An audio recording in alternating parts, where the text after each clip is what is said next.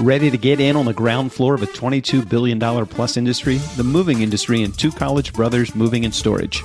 After 13 years of perfecting their business model, creating 5-star raving reviews on every move, it's time for you to explore an exciting franchise opportunity designed to help you dominate your hometown moving market. Here's the advantages of a two college brothers franchise.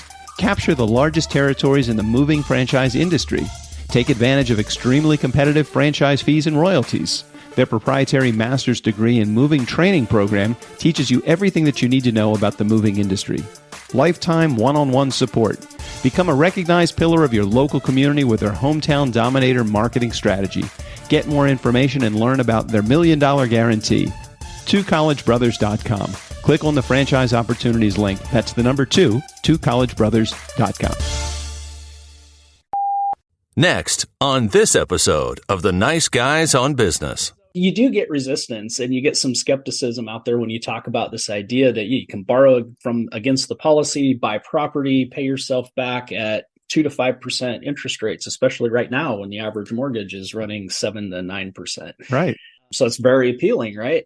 But is this too good to be true? So you get some of that kind of pushback. And I really tie that all back to marketing messages, right? There's a lot of marketing messages out there that this is bad, that is bad, whatever the case may be. So what I really encourage people to do is don't worry about the marketing messages, right? Do your own analysis, look at the numbers, look at how something applies to you in your life. And it's usually pretty obvious if it's going to be a good fit or not. So, drown out the marketing messages and kind of take the effort to do your own analysis and figure out what works for you. They beat me. Straight up. Pay them. Pay the nice guys their money. Go from where you are now to where you could be. Get expert tips to grow your business, to be more productive and more efficient, whether you're trying to build influence, grow your community, or make it rain. Best-selling author of Nice Guys Finish First, Doug Sandler, can lead the way. The Nice Guys on Business is produced by Turnkey Podcast Productions. Now, here's your host, Doug Sandler.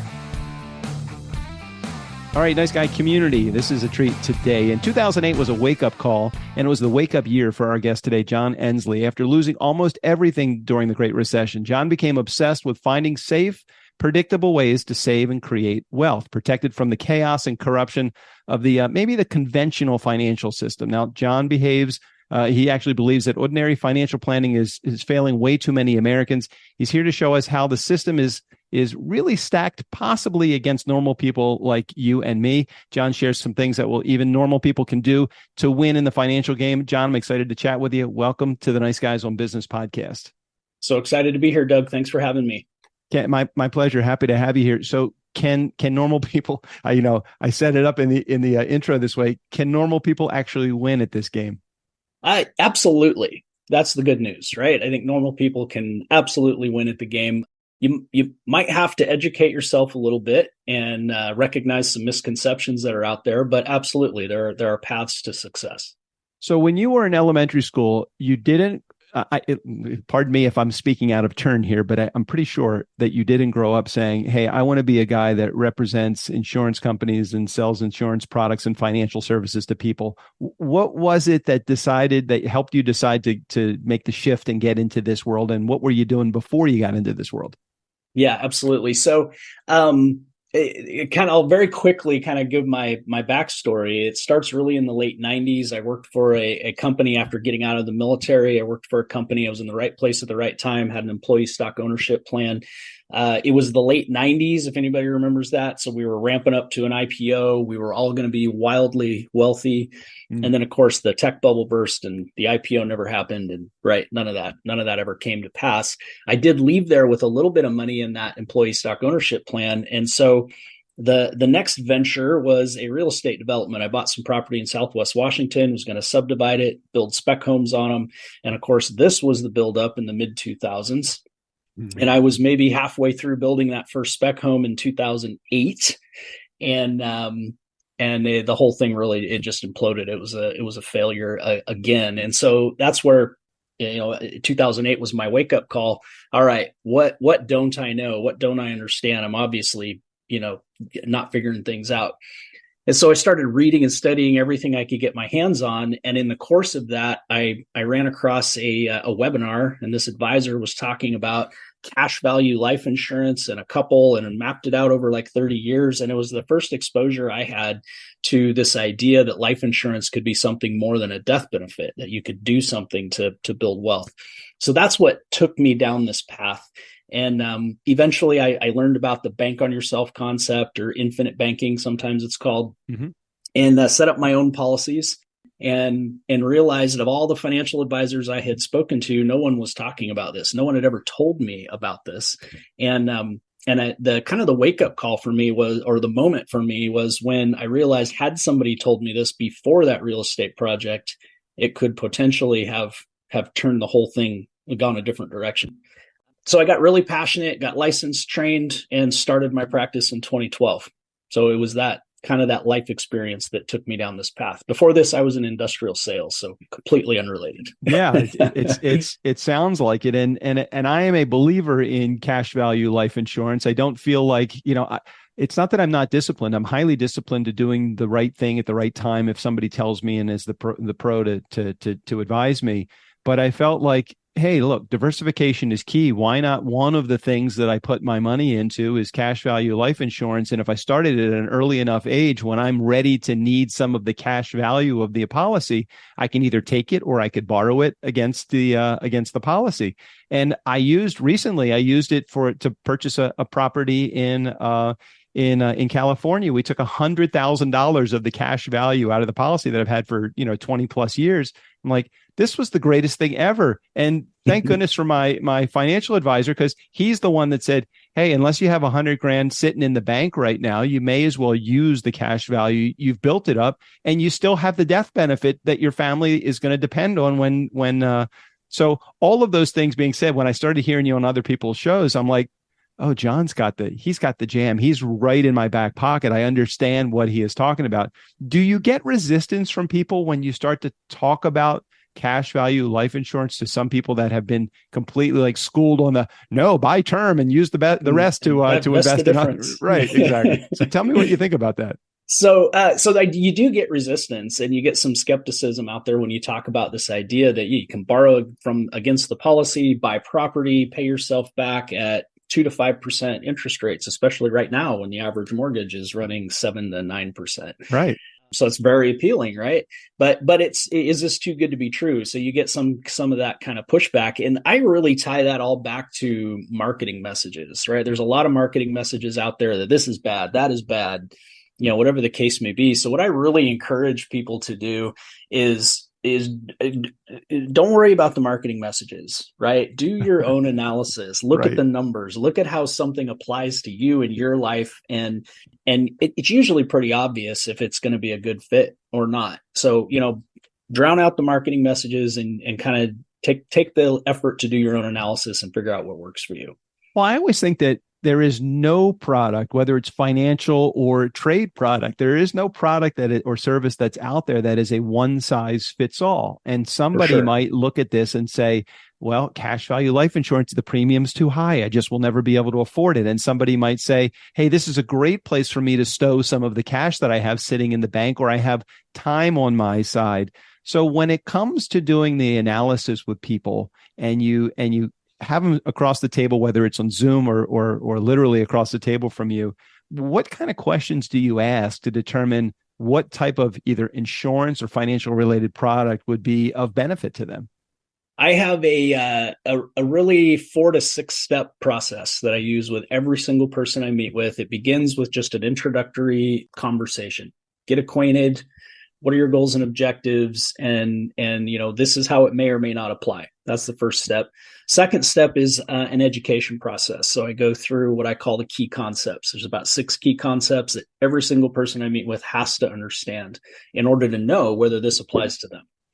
Right. And so once we get through that, then folks will usually say, okay, let's go to the next step if it's a good fit. If it's not a good fit, then we say, man, I'm glad you learned something new, but off you go. Best of luck to you.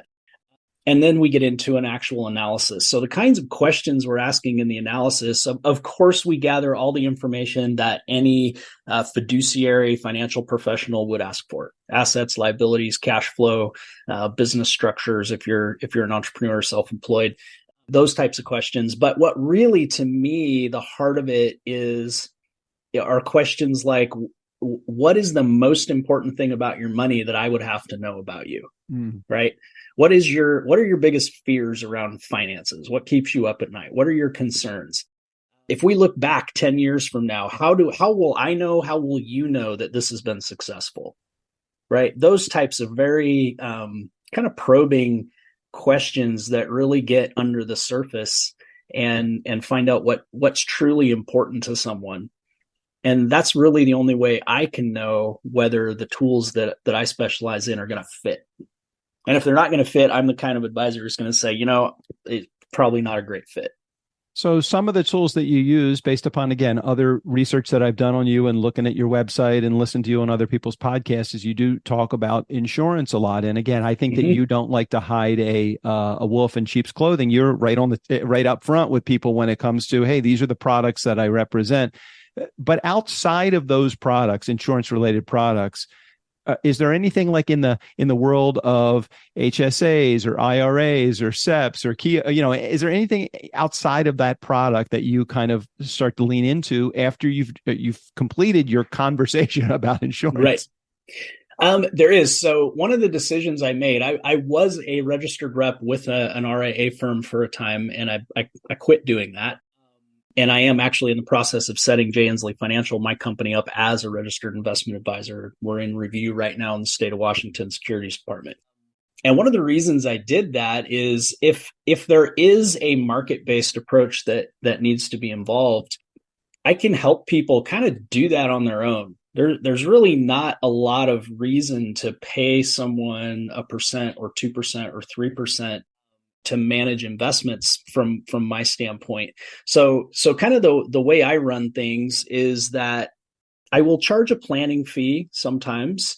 And if there's compensation in that plan from any other source like insurance, then we waive the planning fee. Got it. So there's no fee if there's any other type of compensation. And when it comes to investments, why couldn't I just help someone set up an IRA or a Roth or whatever over at Vanguard.com or Fidelity or whoever it is? All of these companies have platforms that individual investors can set themselves up on. And, a 0.03% cost all market index fund. I mean, that's probably what is going to be successful in that realm. If somebody just has to be in the market. I think with the insurance tools, fixed index annuities and cash value life insurance, we can do every bit as well or better than the market-based approaches. But there are times when there's a need or a good reason to use some of the other tools that are out there. They're just tools, right? None of them are bad. None of them are good. They're just tools. You brought up a really valuable point. I think that, and maybe you didn't even realize that you made it, but it was in something that you had mentioned about how your fees work. And what's really cool about how you work is that I think if I go back to the 80s and 90s, when I started to get into the world of financial advising, like I needed to go to a financial advisor to help me. It was always you pay between 1% and 3% of your stock value or whatever it is to the advisor every year, and that's their advising fee. Do you think that the days of fee-based advisors are like the days of the country clubs? They're starting to slowly go away because so many of these products are so accessible to everybody through Robinhood and through the funds themselves directly going to the consumer. Do you think that the days of the fee-based advisors are slowly shedding away? I think it is going to go that way. It's going to take quite some time. And that some of it too is the semantics of it when we talk about fees. So we could probably do a whole conversation just about that. But fees are cumulative. So 1% fee doesn't sound like much, so nobody pushes back too much about it. But if you map that 1% fee out over 25 years, it's an enormous number. I have a chart that I run through with clients to kind of demonstrate this. And so some of it is there's not a lot of pushback on it because 1 or 2 or even 3% doesn't sound like much. Right. But the volume of that, because it accumulates year over year over year over year, the volume of that becomes quite significant. It can be 20, 30% of the account value after 25 years. Yeah. And let me just add to that. And that is unrelated to a win or a loss. Yes, exactly. So if you have $100,000 sitting in the account and it becomes $80,000 because the market was, tanked that year or whatever happens, the advisor's getting less money, but they are still getting money. They're still getting paid, even though they lost your money effectively. Yep. So I think fees, I do think they're gonna go by the wayside eventually, because more and more people are waking up to this idea that even the commission on insurance products is nowhere near what the asset under management fees come to. And then of course the fee only planners that are out there, they're charging an annual or a monthly. It's fairly comparable to the commissions on insurance products. The outlier is the asset under management fees. So I know, being an agency owner yourself and being in the world of an entrepreneur and dealing in that market, I'm going to ask you a loaded question, but I'd love to know what your perspective is, because it is an interesting question nonetheless. If you had to choose between investing in yourself and a financial vehicle, which one would you choose if given that advice to someone else? Well, I don't think you can ever go wrong investing in yourself. But if there's a way you can use a financial vehicle to invest in yourself, then maybe that's the hybrid that's better yet. Oh, okay. Well, expand upon that. I like that answer. I wasn't expecting that answer. I didn't know which way you were going to lean, but I like the yes and approach. So tell me about that. Yeah, I think financial vehicles or financial products are just tools.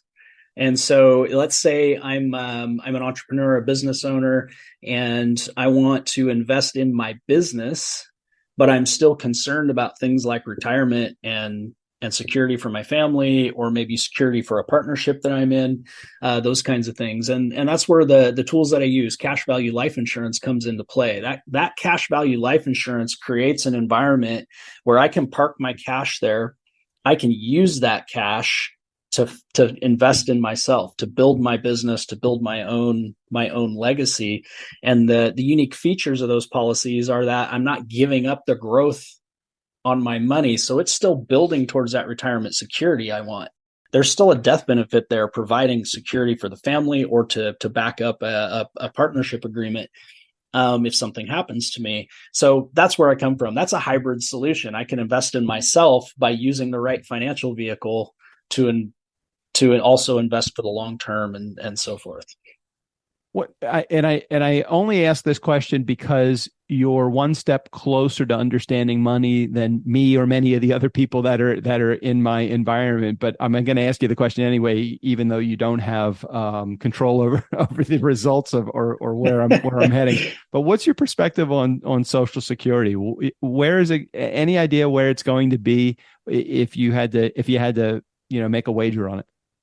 That is such a complicated question to answer. On the macro, the 10,000 foot level, everyone can look and see that it's not destined for success, right? It's right. It's set up to eventually, it will fail. It will run out of money. There won't be anything in it.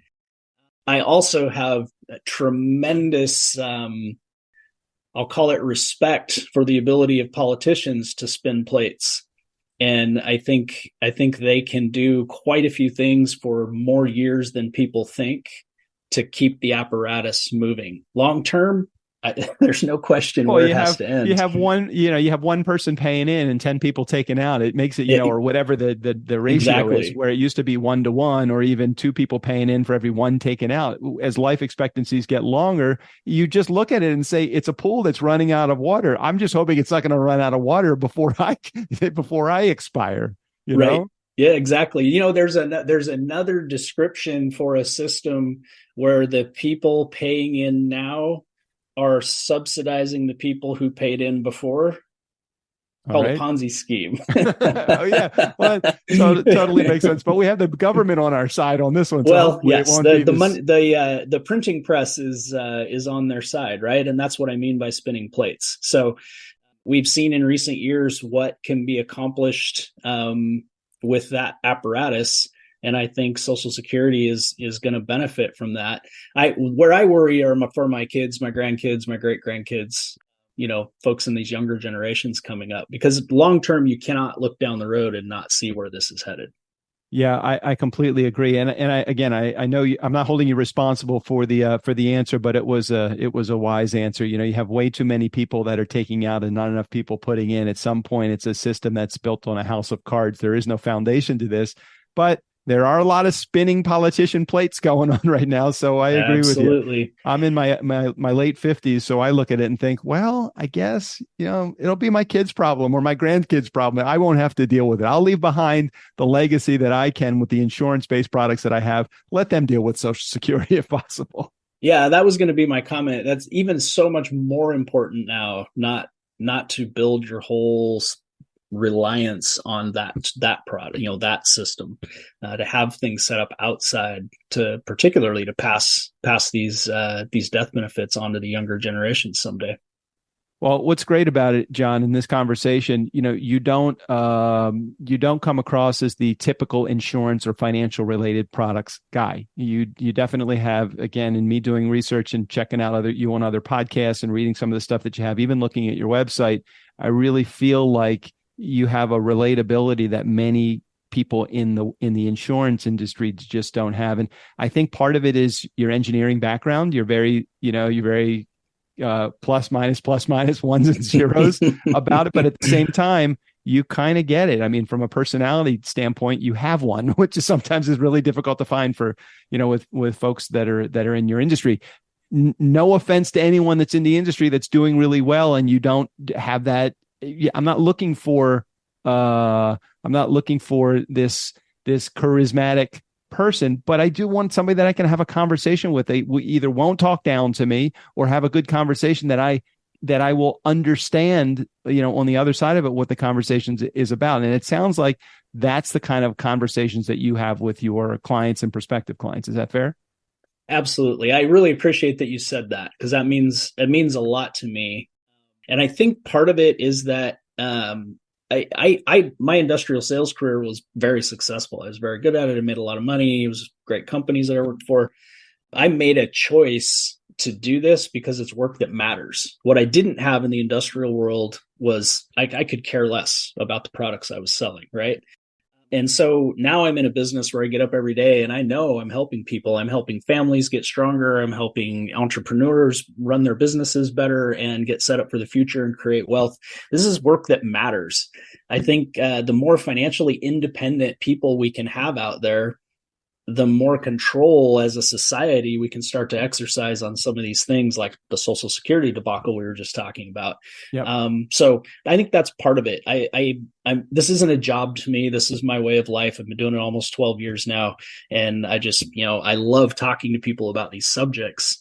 So I hopefully that comes through. I do too. I live in California, and whenever we have a couple or a single guy or girl at our house and they start talking money, even though that's not the world that I'm in, I go right into, hey, are you taking advantage of, insurance related products, HSA? Are you contributing to your 401k? I mean, those are like I'm sure I'm like the financial nerd when it comes to this stuff, but it's like, I love talking about it because I think that some of the basics people just they either don't know because they didn't have a healthy relationship with money when they were growing up, or they just never made their way to figuring any of that stuff out. And people just don't pop out of the woodwork and try to help you. A lot of times people pop out of the woodwork, they kind of lurch at you when they want to sell you things. And that gives the insurance industry and financial services industries, it gives them, a bad rap, unfortunately.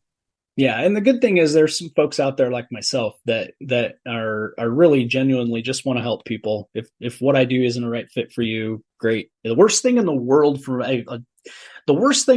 my business would be to talk someone into becoming a client who's not a good fit. Yeah. I got That's you. just setting me up for a horrible conversation later, right? Why would I do that to myself? Totally does. I asked you before we connected, and I hit record to share with me what would be a win for you in, you coming on the show and sharing with my community. And you wanted people to reach out to you as the result. That would be your win, and that would be their win too if they're actually talking to you. So how do people get a chance to do that, John? So I have a page set up. It's jumponwithjohn.com. And yep, very simple. And on that page, you can jump directly into my calendar and schedule a 20 to 30 minute free, no obligation strategy session. I think the big thing with concepts like we've been talking about today is people are afraid that someone's going to talk them into something or put pressure on them or try to sell them something. So my promise is that is not how I operate. It's just going to be an educational conversation. Learn about you. You can learn about what I do. And if there's a fit there, we'll know it. If there's not, then hopefully it was valuable for you. But so that would be, I think, the biggest win for everyone is have a heart-to-heart conversation with someone who's knowledgeable in these topics that isn't going to push something on you. And Nice Guy Community, I said to John also, he doesn't realize it, or maybe he does and just didn't hit home, that I'm a podcast producer. And I said before I hit record, why don't you have a podcast? You've led me no choice but to ask you the question again, John, because you're one of the unicorns in your world that has a personality and can have a conversation. Why the hell don't you have a podcast yet? It's gonna happen. I've got some ideas I'm kicking around. This is all a little foreign to me. I'm a little uncomfortable being the center of attention. So even the guesting on your show, it's just a little uncomfortable for me.